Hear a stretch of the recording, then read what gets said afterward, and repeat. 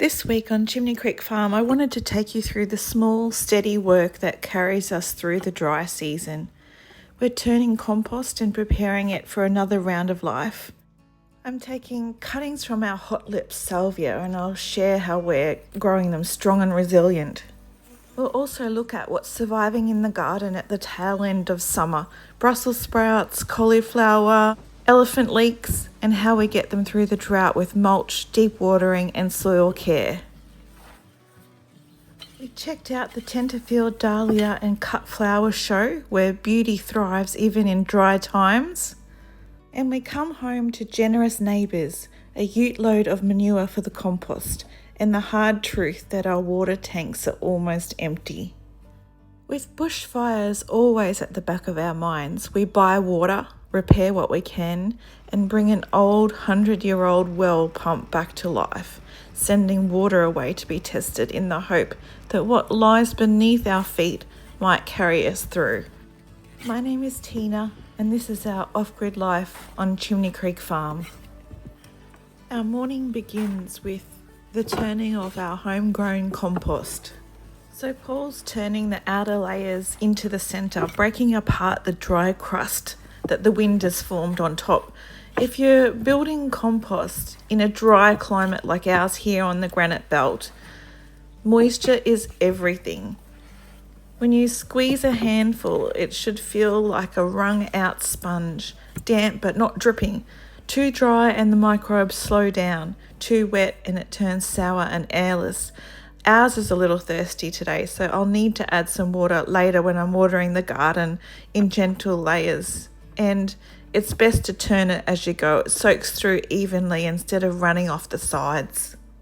In drought, compost becomes more than a soil improver. It becomes a sponge for your garden bed. The more organic matter you build into your soil, the more water it can hold. That dark, crumbly humus acts like a reservoir underground. Today I'm taking some cuttings. So when propagating salvia, choose healthy, non-flowering stems. I just cut below a leaf node, diagonal cut, about 10 to 15 centimetres long. That node is where the new roots will emerge. I will also strip off the lower leaves so they won't sit in the soil and rot. You can use a rooting hormone, but I just dip the ends of my cuttings into raw honey. Honey has a natural antibacterial properties that can help protect the cutting while it forms its roots. This salvia is great for our garden because after the first year it can tolerate drought.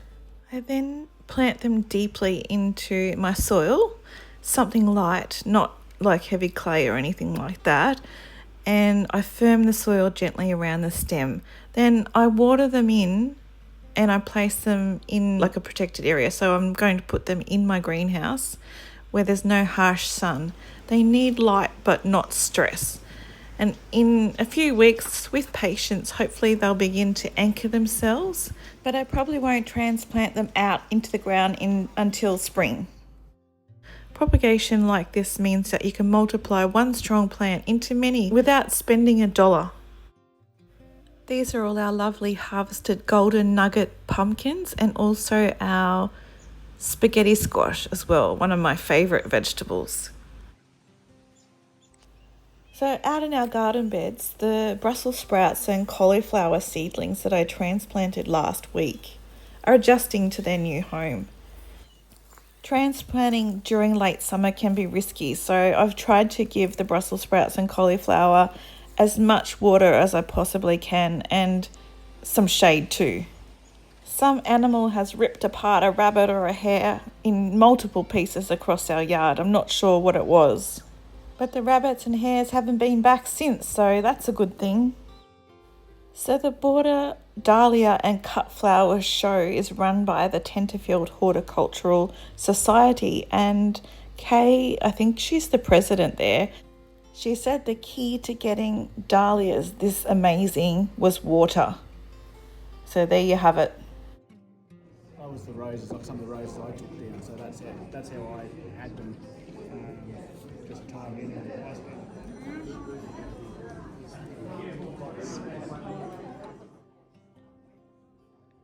There was a children's section too, and I met a lady there with her daughters, Sonia. She had watched our channel before, and her children created these animals from vegetables: a seal, a sheep, and a whale. Which one do you like the most? I like all of them. I made them. Did you? Good on you.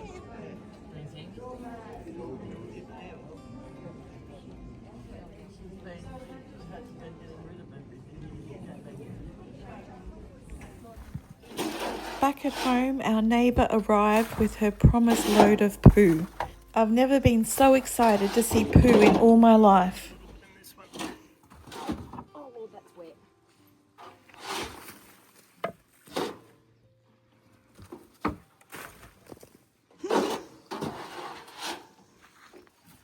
I'm going to get covered in poo in a minute. Sorry. I'm not trying to get you.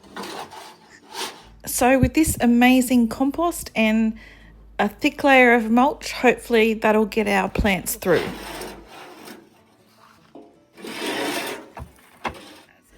And my elephant leek seedlings are coming along nicely. Their slender green shoots are pushing upwards.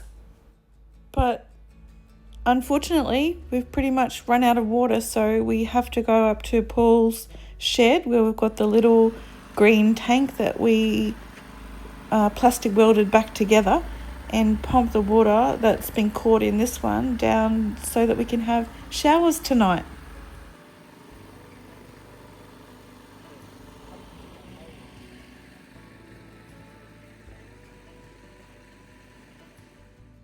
So I've got some more seeds here. I've got some cabbage, some flowers, some onions, some broccoli, some shelling peas. So I'm excited to get those seeds sown as soon as possible.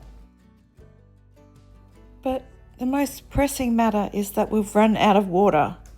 So basically we had to buy in our third truckload of water since we've been living here for the last 4 years, basically. Well, my mum actually bought it for us, but it's a humbling thing, but sometimes necessary. Our neighbour was lovely and offered her water to us generously, but I think with the drought forecast and us living in bushfire prone country, we all need to think ahead, and all the water that we store now could defend a home later on in our community. So I think we just wanted to make sure that there's plenty of water around just in case. Off-grid living teaches you that setbacks are a part of the path. You adjust, you problem solve, you try again carefully. In the meantime, we continue to try to conserve every drop of water. We're continuing to build the soil so that when water does come, it stays longer. We continue sowing seeds, flowers, cabbages, broccoli, starting them in trays where moisture can be controlled precisely. It was such a relief to have a full tank of water again. The urgency for this water delivery led us back to the old well. The 100-year-old cast iron pump hadn't worked in years, but Paul got it working again a couple of years ago, but we never ended up pumping water out of it for the garden yet. We need to get the water tested first, so Paul is collecting some of the water from the well so that we can take it down to Lismore to a group that can test it there so that we can see if it's safe to use on our garden. We had high hopes that we could use this water, but the results came back and our hope shifted. The aluminium, iron and lead levels were off the scale, and also the manganese and I don't know what it is, vanadium, it's something to do with insulin, the results were also high enough to raise concern. So it's definitely not safe for drinking, but not safe for long-term use in the garden either without understanding the impact. Especially lead, that is definitely something you can't ignore. Living off-grid in this landscape means learning the language of limits. You build soil so it holds water, you mulch deeply, you plant seasonally, you choose hardy varieties. You harvest and cure properly. You store, you preserve, you share with neighbours. You repair old pumps instead of discarding them, and you pay attention. The compost will be watered today. The salvia cuttings will root in a quiet shade.